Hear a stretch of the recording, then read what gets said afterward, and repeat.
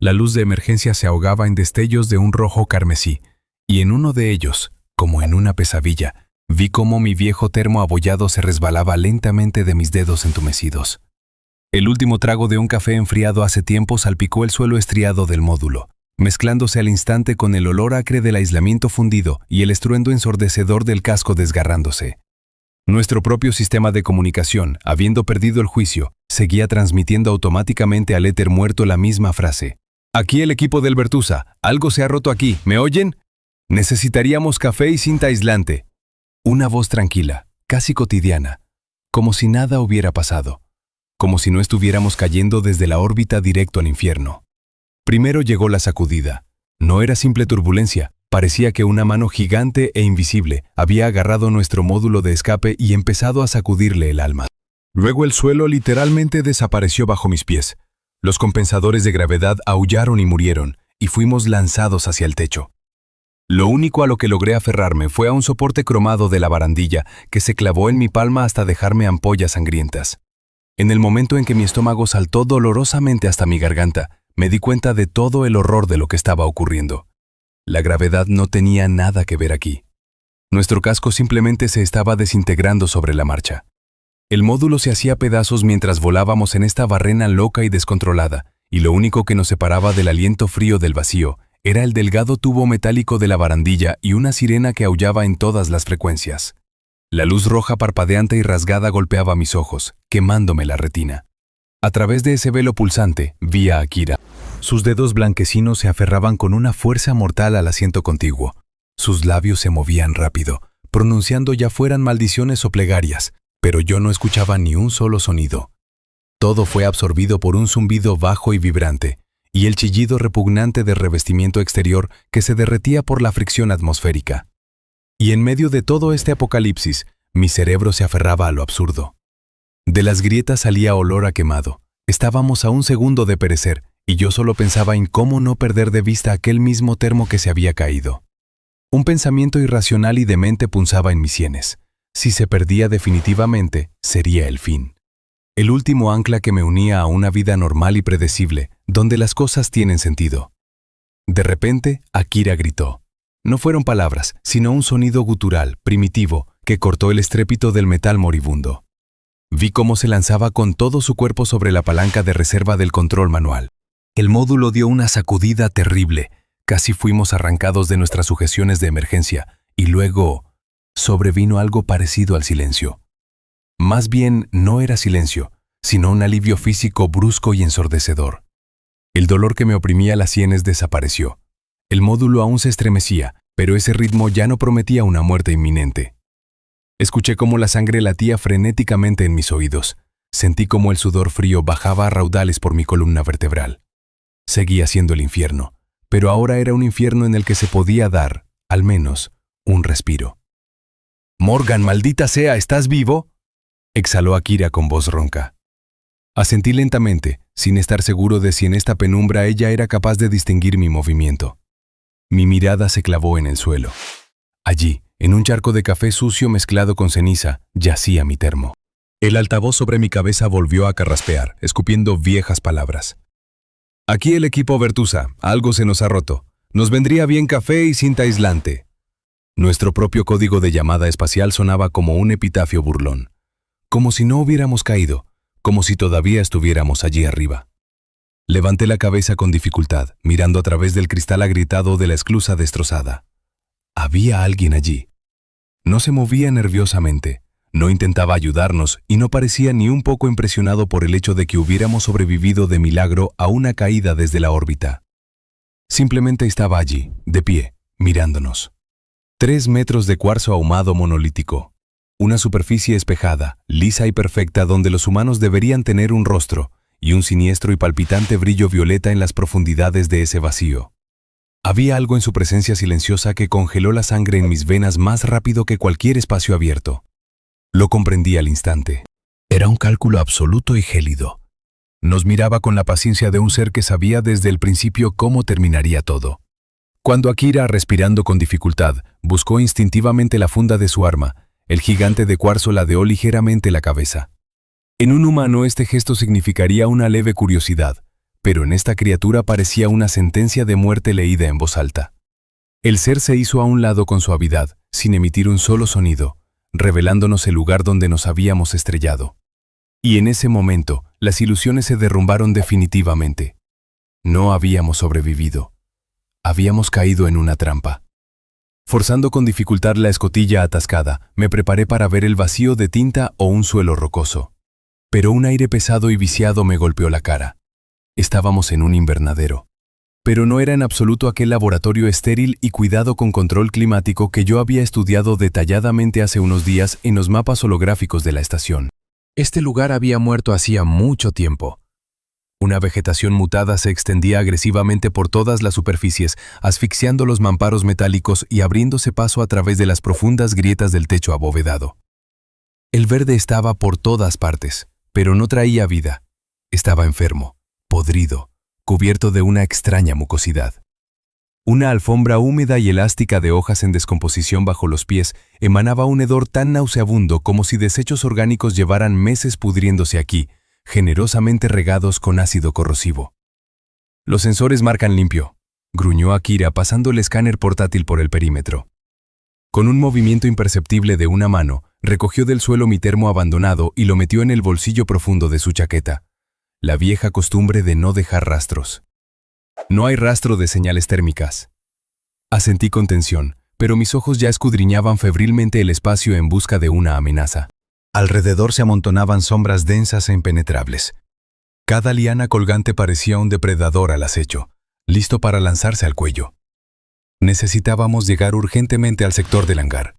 En línea recta no había más de 30 metros, pero en esta selva, la distancia real bien podría multiplicarse por 2. Un sendero sinuoso y cubierto de maleza serpenteaba entre incubadoras de vidrio hechas añicos donde alguna vez, en la vida anterior de la estación, se cultivaban muestras experimentales. Akira tomó la iniciativa en silencio y fue la primera, manteniendo el escáner listo. Yo la seguí, apretando la tableta de información hasta que me dolieron los nudillos, como si ese trozo de plástico pudiera protegerme del horror que deambulaba entre las sombras. Y entonces lo escuché. El sonido era tenue, casi imperceptible, como si alguien, con un placer sádico, deslizara lentamente una uña sobre un vidrio grueso. Nos dimos la vuelta bruscamente. Él estaba allí, justo en el centro del invernadero, muerto. Los mismos 3 metros de cuarzo ahumado, el mismo vacío liso y especular en lugar de un rostro. Dentro de su pecho, un resplandor violeta y frío pulsaba de manera rítmica y serena. Científico. La voz de la criatura no tenía una fuente visible. No provenía de un punto específico, sino que parecía nacer directamente en el aire, envolviéndonos por todos lados. Sus documentos internos de la base de datos indican que usted se especializa en xenomorfología. Parpadeé desconcertado, sintiendo cómo un escalofrío recorría mi espalda. ¿Eso había estado estudiando nuestros expedientes? Usted personalmente clasificó 17 especies nuevas. Continuó la voz tejida de vibraciones. 3 de ellas ahora llevan oficialmente su nombre.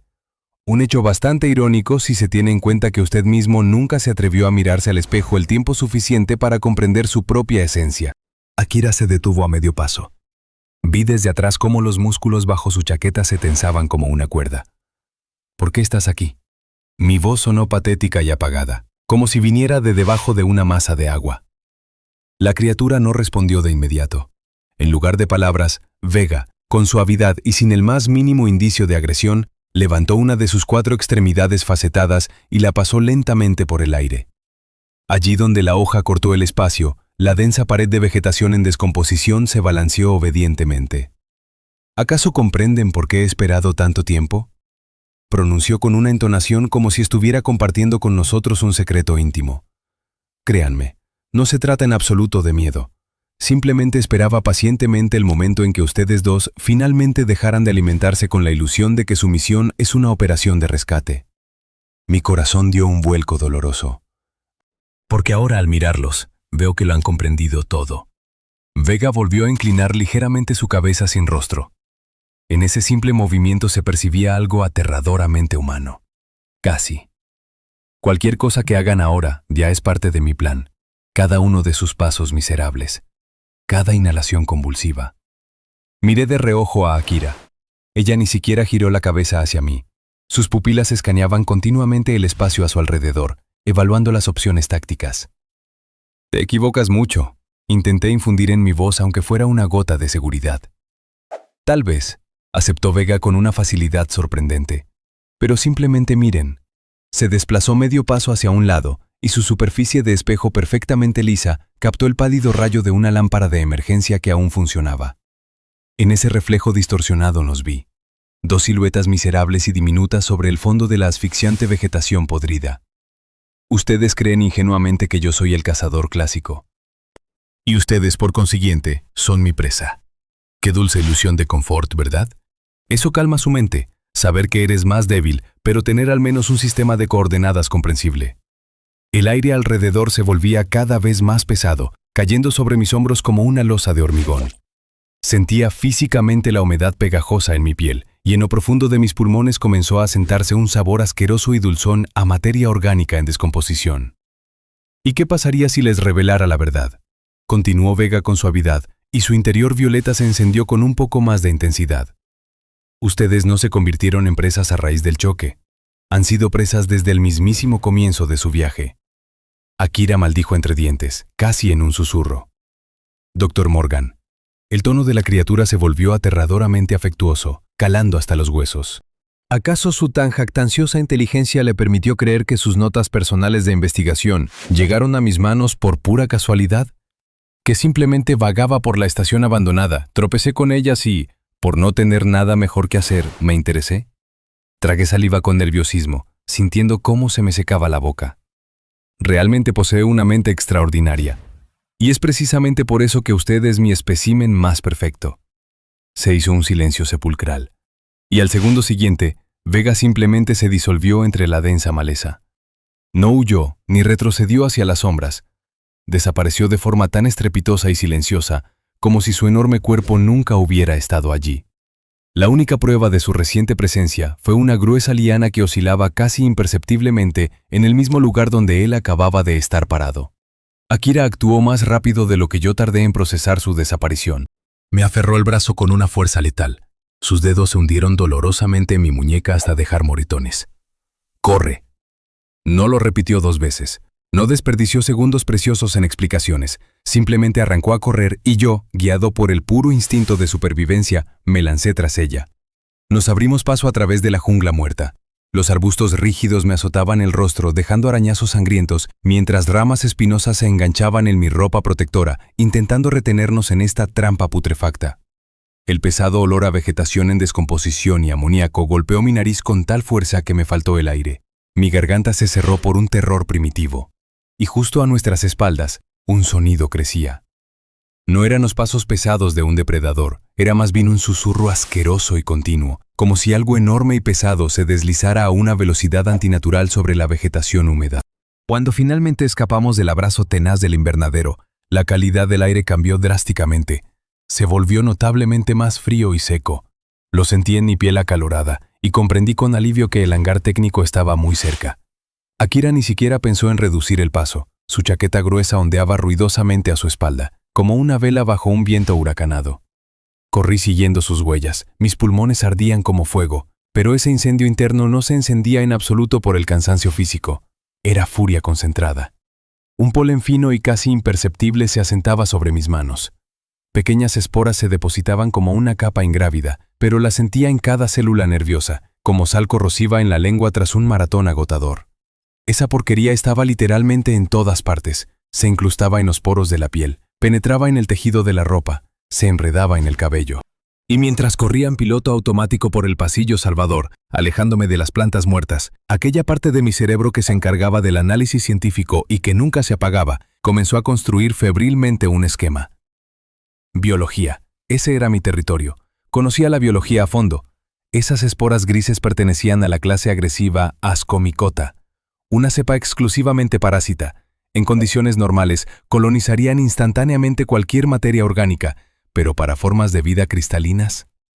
Casi me río a carcajadas por la repentina revelación. Vega estaba compuesto de silicatos complejos, y los silicatos son, en esencia, arena muerta, vidrio, cuarzo sólido. Esas esporas parasitarias, bajo ninguna circunstancia, podrían causarle un daño mortal. pero garantizadamente podrían ralentizarlo. El plan maduró en mi cabeza en una fracción de segundo. El diseño era genial en su primitividad. Yo debía convertirme en el cebo y correr directamente por el pasillo. Akira se desviará, escondiéndose en la red de pozos de ventilación. Vega vendrá precisamente por mí. Él mismo dejó muy claro que me considera su espécimen ideal. Y mientras ese cazador engreído me persiga con entusiasmo, lo atraeré a la sección aislada del hangar donde se encuentran las incubadoras destrozadas. Allí el ambiente era húmedo, increíblemente cálido, y estaba lleno de materia orgánica en descomposición. Condiciones de invernadero ideales para el crecimiento explosivo de las esporas. Estas cubrirán con una capa densa su cuerpo liso de cuarzo. Se meterán en las coyunturas, bloqueando por completo sus microarticulaciones. Este proceso convertirá al veloz asesino de 3 metros en una estatua torpe y pesada. Verdadera belleza científica en acción. Mis labios se curvaron por sí solos en una mueca cruel. Akira. Frené en seco justo a la entrada del hangar y agarré con fuerza el hombro de mi compañera. Ventilación, vete por la izquierda, corre. Ella me lanzó una mirada rápida. En sus ojos oscuros, por una fracción de segundo, brilló ese mismo destello frío y calculador que tanto nos había salvado en el pasado. Ella asintió casi imperceptiblemente, sin preguntas innecesarias, sin discusiones tontas sobre quién debería ser el héroe. Al segundo siguiente, se desvaneció en la oscuridad del pasaje lateral. Yo me di la vuelta y salí disparado en dirección opuesta, directo a las profundidades del inmenso hangar, zigzagueando entre altas pilas de contenedores oxidados, pasando a toda velocidad junto a una lanzadera desmantelada para piezas. El denso olor a aceite de máquina viejo y metal quemado me golpeó la nariz. En algún lugar muy abajo, el generador principal zumbaba de forma rítmica y pesada.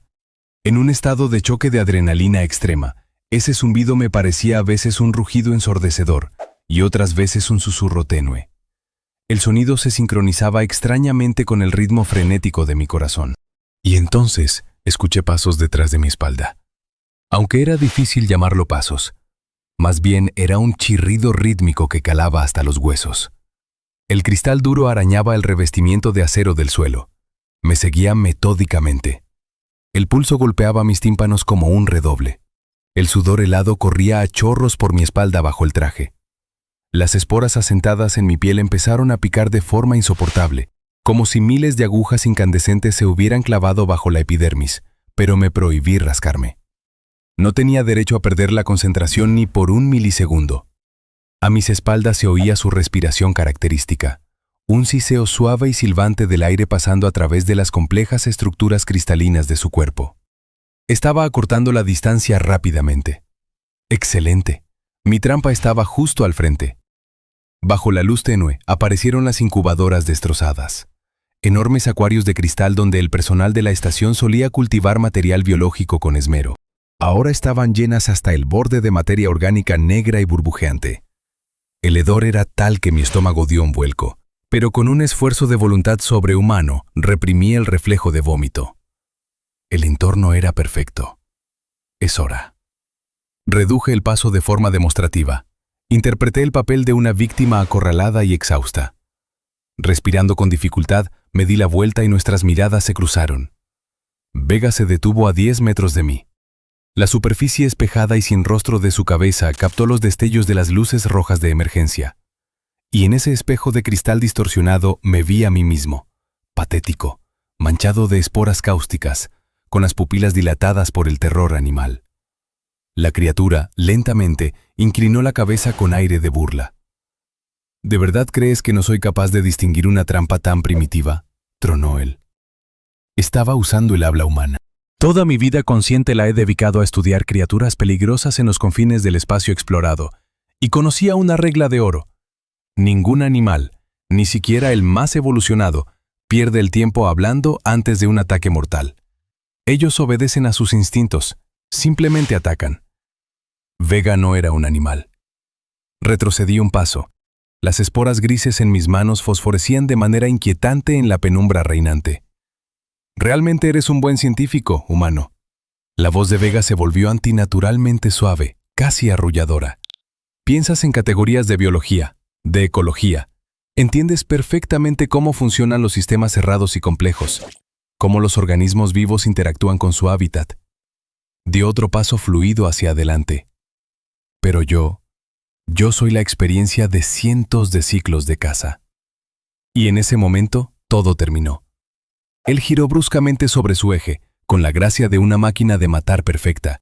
Su larga cola segmentada cortó el aire con un zumbido para mantener el equilibrio, y Vega se lanzó velozmente hacia un lado. No hacia mí, hacia los rectángulos oscuros de los pozos de ventilación, hacia donde se había ido Akira. En ese instante, algo muy profundo dentro de mí se rompió con un crujido ensordecedor. Se escuchó un estrépito espantoso de metal aplastado, el sonido de una caída pesada, un grito corto, ahogado por el dolor, y luego se hizo un silencio absoluto, vibrante. Me quedé allí parado en medio del hangar húmedo, como si mis pies hubieran echado raíces en el suelo. Mis piernas se negaron a obedecer. Las esporas en mi piel de repente se sintieron como papel de lija grueso, arrancando la carne hasta los huesos. Empecé a temblar violentamente. Había cometido un error fatal. Vega no pensaba en absoluto con algoritmos biológicos. Su elemento era la psicología. Esa criatura sabía desde el principio que, en una situación crítica, yo intentaría atraer la amenaza hacia mí, mientras Akira intentaría escapar. Sabía que mi cerebro de científico inevitablemente construiría una trampa, y calculó con precisión matemática exactamente dónde intentaría yo cerrarla. Porque él ya había diseccionado mi forma de pensar. Me equivoqué, y el precio de ese error es la vida de Akira. Yo mismo la dirigí a las fauces del depredador. En mi cabeza ya no quedaban teorías complejas ni términos científicos. Solo una palabra primitiva pulsaba en mi cerebro. Miedo. No era una metáfora literaria elegante, era un terror animal paralizante. De la densa sombra junto a la rejilla de ventilación destrozada, emergió silenciosamente Vega. Su cola en forma de cuchilla se balanceaba suavemente de un lado a otro. Era el único detalle que podía percibir con claridad en ese momento. Todo lo demás se hundió en un borrón periférico turbio, causado por una crisis de adrenalina brutal.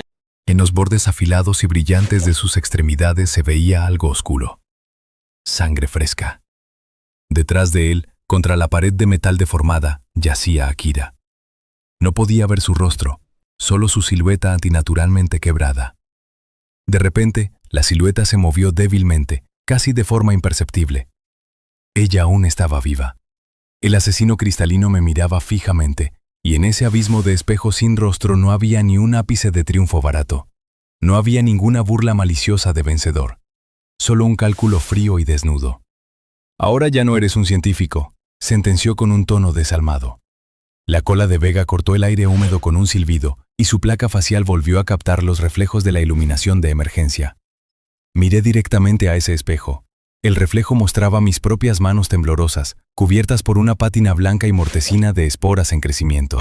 La criatura dio el primer paso pausado hacia mí. Lento, con calma, como si todo el tiempo de este maldito universo ahora le perteneciera solo a él. Y mirando hacia ese vacío, finalmente lo comprendí. Vega tenía toda la razón. La ciencia ya no funcionaba aquí. El Dr. Morgan murió allí, junto al conducto de ventilación. Me estaba convirtiendo en alguien completamente distinto. Esa cola asesina continuaba balanceándose hipnóticamente en el espacio. La mutilada Akira se quedó inmóvil y ya no daba señales de vida. Las esporas parasitarias en mi piel comenzaron a ennegrecerse velozmente. Tal vez solo era un juego de la luz distorsionada, no lo entendía. Ya no podía pensar de manera lógica en absoluto.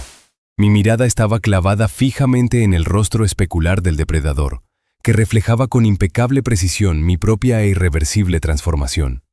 Vega inclinó apenas su cabeza sin rostro, y por una fracción de segundo se detuvo. En esa brevísima pausa, en ese fallo de su ritmo perfecto, de repente lo vi todo. Reconocí el patrón. El cazador cristalino no era invulnerable. Simplemente funcionaba bajo otra física. La forma en que se movía. Su cuerpo de cuarzo no solo cambiaba de forma, sino que reaccionaba instantáneamente a cualquier resistencia física, ajustando su densidad según los obstáculos. Él nunca esquivaba las trampas. Las atravesaba rompiéndolas con una persistencia sádica. Pero luego noté algo más. Algo que mi cerebro de biólogo había pasado por alto debido al pánico. La luz. Los destellos de las lámparas de emergencia se reflejaban en sus aristas afiladas, se refractaban a través de la masa turbia de cuarzo ahumado y proyectaban sombras caprichosas e iridiscentes sobre las paredes oxidadas del hangar. Y precisamente allí, donde la luz enfocada atravesaba sus estructuras internas, las placas de su armadura vibraban de forma casi imperceptible. No era una reacción a un golpe, era resonancia. Una frecuencia que le causaba malestar. Era vulnerable a un espectro determinado. No tuve tiempo de terminar de pensarlo. Vega se lanzó bruscamente hacia adelante y su cola describió un arco amplio y sibilante, calculado exactamente para destrozarme el cráneo. Logré saltar de milagro, soltando la tableta inútil, y golpeé con todas mis fuerzas con el hombro la pila más cercana. Pesadas cajas metálicas se soltaron de sus anclajes y cayeron sobre él como una avalancha. Ni siquiera disminuyó la velocidad. Pasó a través de ellas, aplastó el grueso metal con su cuerpo, deformó las esquinas y recuperó su forma de cristal en medio segundo. Sin vacilación, sin emociones. Corrí hacia Akira. Ella pesaba insoportablemente.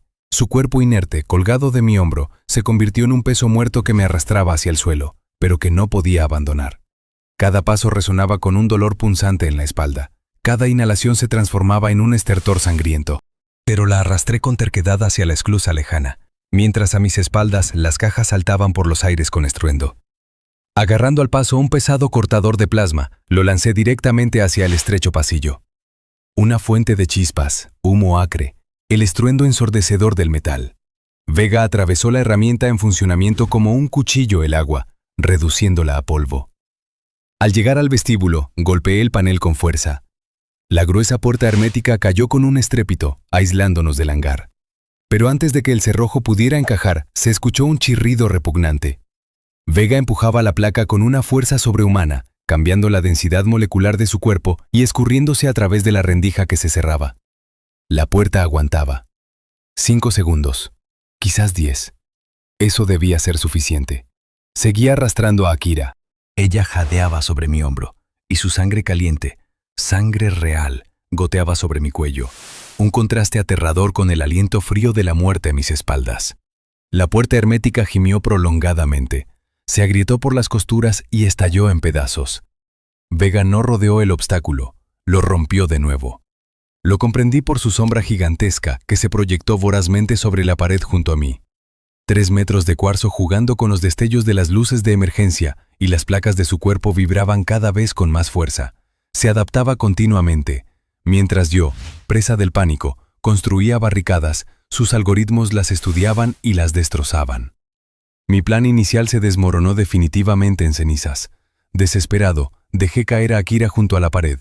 Arranqué de su soporte una pesada bobina con cable de alta tensión y se la arrojé a Vega, solo para ganar un segundo extra. Fue inútil. La bobina rebotó en él como si golpeara un búnker de hormigón. La criatura ladeó la cabeza con suavidad. En el espejo de su rostro volví a ver mi patético reflejo, cubierto de una mugre gris, con un idiota soldador portátil colgando del cinturón.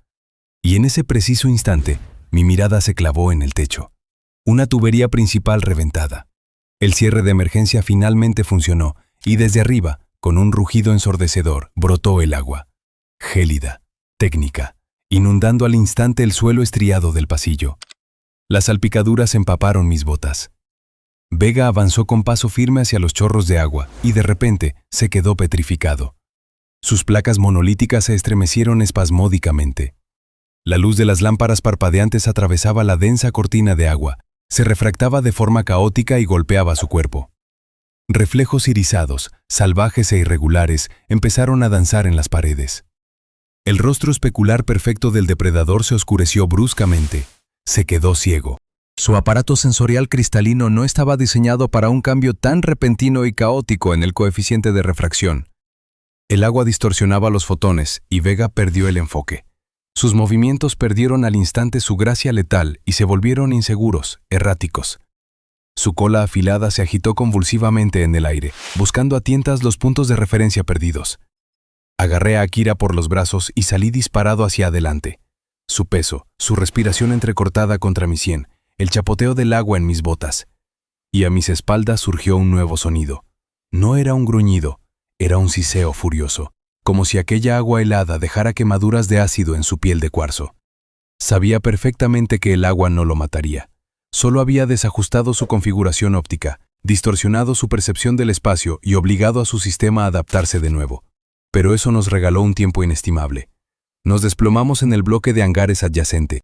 Las puertas se cerraron pesadamente tras nosotros, cortando el ruido del agua al caer.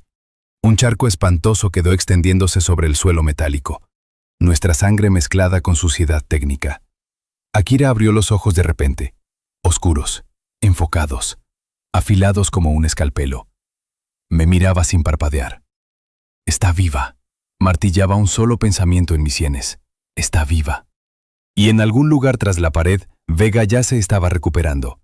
Sus ojos polifacéticos, o lo que fuera que sustituyera su visión, se estaban ajustando lentamente a las nuevas condiciones. Bajé la mirada hacia mis manos. Las esporas parasitarias se ennegrecían velozmente. Se extendían agresivamente por mis venas.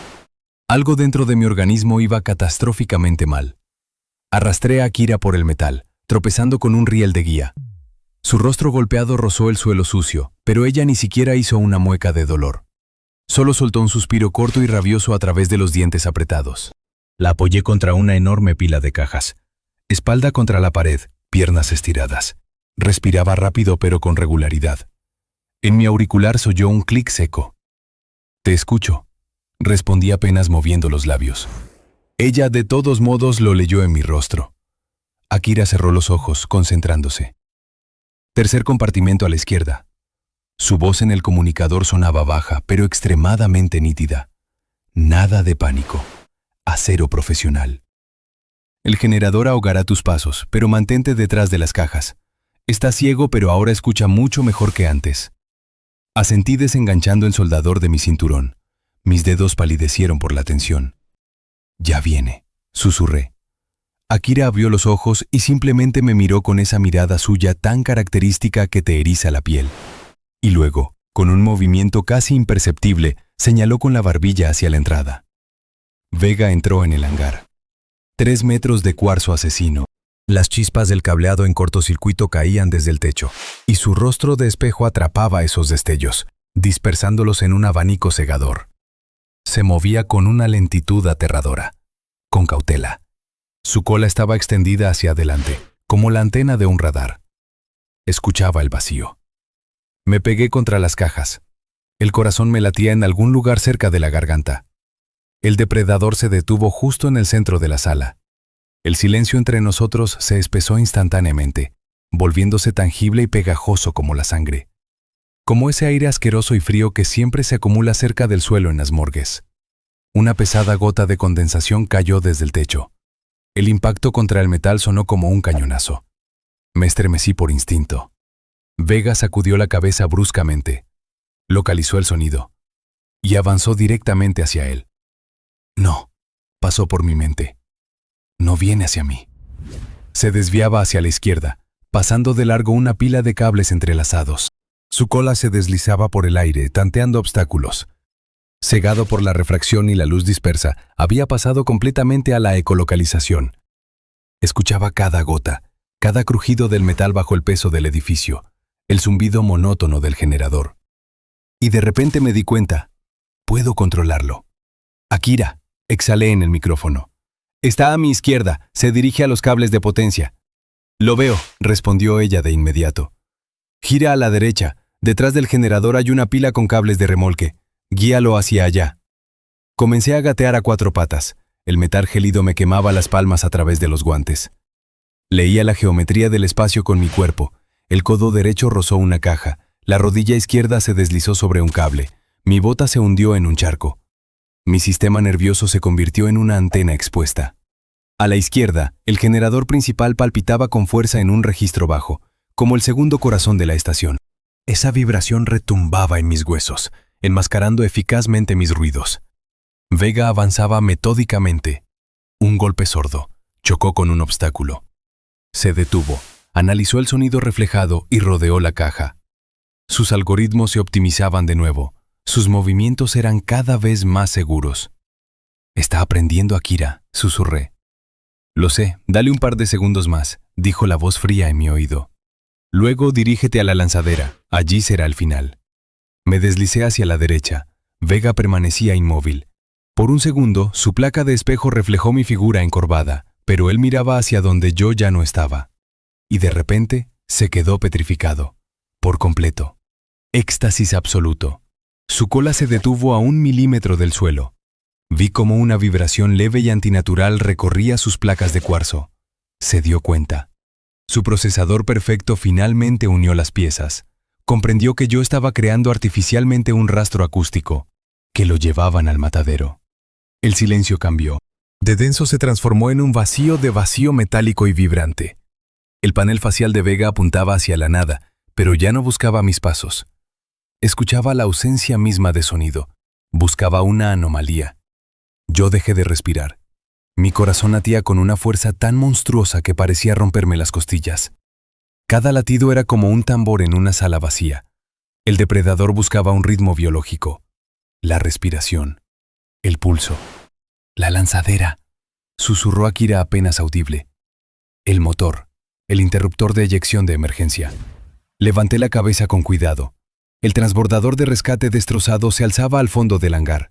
El revestimiento había sido arrancado, pero el cilindro del motor de plasma permanecía intacto. Desde él, un grueso cable blindado se extendía hasta un potente interruptor de pared. Entendía perfectamente lo que iba a pasar. Vega giraba la cabeza lentamente de lado a lado, como una torreta. Su lógica había fallado. Sabía que la víctima estaba cerca, pero no podía localizarla. Y entonces se encontró a solo 2 metros del interruptor. La criatura se giró hacia la lanzadera, captando la radiación térmica residual y las microvibraciones del reactor. Sentía que la trampa estaba en alguna parte. Di un último paso desesperado hacia el panel. Mi bota chirrió traicioneramente. Vega se dio la vuelta a la velocidad del rayo, y por primera vez lo miré a los ojos. Tras el cuarzo ahumado y liso, se encendieron 2 puntos de una intensa luz violeta, y en ese resplandor ya no había cálculo arrogante ni superioridad gélida. Había miedo. La máquina de matar tenía miedo por primera vez en su vida. Mi dedo se posó sobre el metal frío de la palanca de arranque. Akira contuvo el aliento en el auricular. Si bajaba la palanca, una reacción en cadena destrozaría el motor de la lanzadera. El dios cristalino de 3 metros se convertiría en una fracción de segundo en una nube de polvo radiactivo y metralla. Sería una muerte instantánea, estéril, eficaz. Vega me habría matado exactamente así, sin dudarlo ni un segundo. Bajé la mirada hacia mi mano izquierda. Las esporas parasitarias se habían hundido en la carne, volviéndose negras como la ceniza de una tumba. Estaban alterando mi biología. Vega me miraba, y en sus ojos violetas se leía la espera. Había calculado el desenlace. Sabía que yo podía reducirlo a polvo con un solo movimiento de mi dedo. No atacó. No intentó huir. Simplemente se quedó allí, esperando la ejecución. Y entonces me invadió la comprensión. Si pulsaba ese botón, escondiéndome tras la tecnología, me convertiría definitivamente en él. Un verdugo a sangre fría. Un depredador sin alma para quien un ser vivo es solo un estorbo que debe ser eliminado.